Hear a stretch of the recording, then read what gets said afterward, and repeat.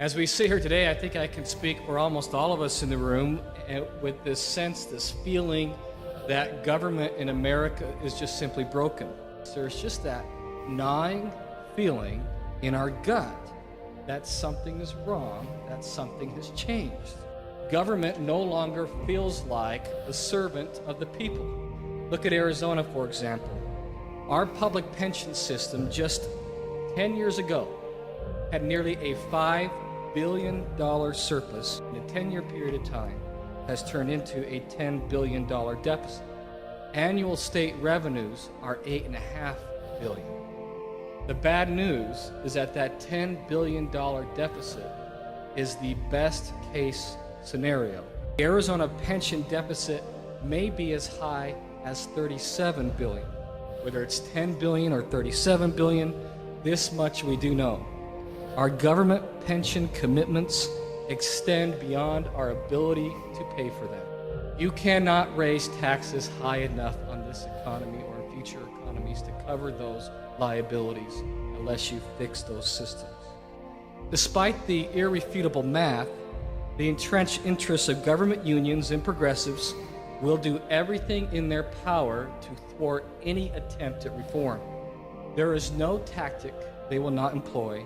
There is no falsehood they will not promote, and there is no emotional string that they will refuse to pull.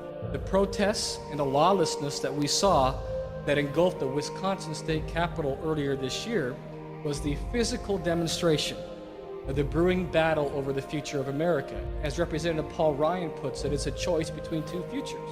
On one hand, you have a robust private sector. On the other hand, the other future is two classes of people, those who work for the government and those who don't. Our ultimate goal, the ultimate goal of reformers of public pensions should be this, and that is to eliminate the concept of giving government workers a defined benefit.